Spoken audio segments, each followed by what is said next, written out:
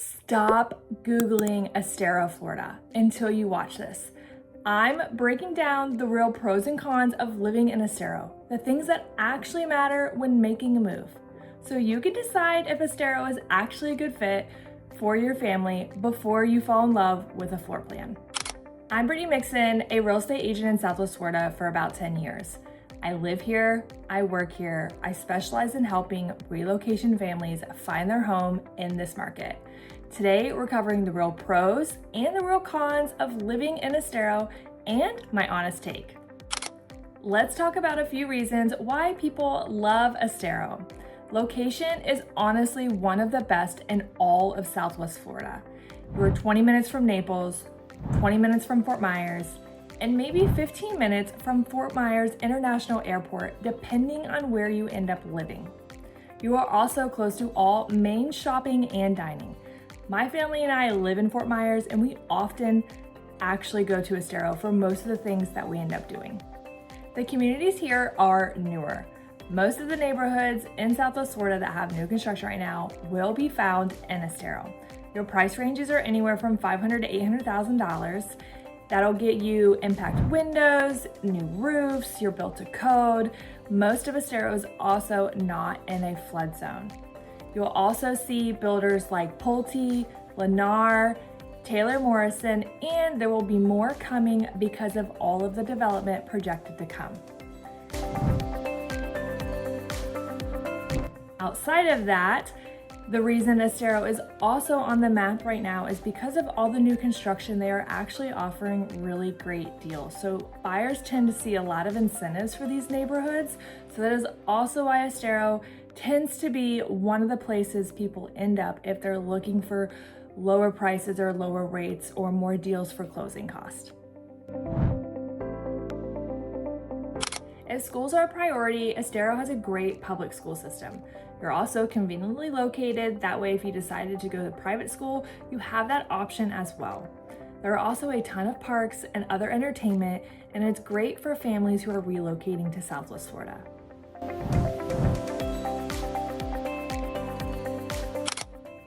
Let's talk about reasons why people may not love Estero. If you're looking for Southern charm or character, Estero probably doesn't have that. Or if you're not wanting to be in an HOA. Estero is very planned. It was developed that way. It is continuing to be developed that way. A lot of communities are gated, they have HOAs, and they can feel very cookie cutter. If you want the charm and the flexibility of no HOA, it's very limited in the Estero area. However, there are definitely other areas you can check out if that was something that you actually wanted over the HOA life. Since Estero is a very popular area, traffic can be a big deal. And also because they are building rapidly, infrastructure in some of these areas are not as good. So right now, traffic can be heavy in some of these areas, especially during season when a lot more people are here. Now, I do believe some of this is a short-term issue, like the infrastructure on some of these roads. They are planning to widen some of these roads, but there is a long-term factor too, because obviously they have to widen these roads because they're adding way more developments and more people plan to move here. So it is kind of like a catch-22. Yes, our roads are gonna be a little better and you will get to places maybe a little quicker, but there are gonna be more cars on the road eventually. So the idea that there won't be any traffic ever is probably not the correct thinking, but that doesn't matter right now where you live because it's similar in Fort Myers as well. But because a lot of the new construction is on specific roads, those roads currently have terrible infrastructure, and you're gonna have to deal with that for quite a few years while you live in those communities. So most of the time, that does become a negative for people when they pick Estero and they pick certain roads or these developments. They realize the traffic is terrible and it takes a lot longer to get to places than they originally thought.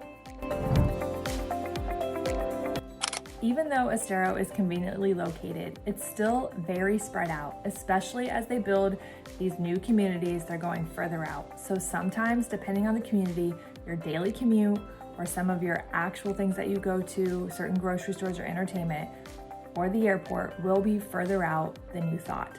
So that is something to consider. Your HOA fees. HOA fees are higher in these areas right now, especially if it's a resort style community, because they're giving you a ton of amenities within the community. And they're also in some cases are building commercial near you.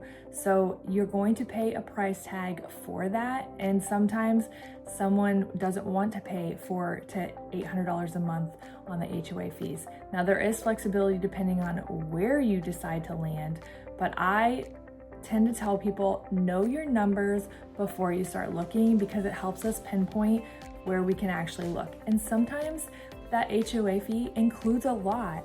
So the $500 a month that you'd be spending for HOA, yes, you're paying your HOA, but sometimes if you look at it, you're paying a lot of that stuff anyways if it wasn't included in your HOA. So again, there are options, but I always say, know those numbers before you start looking.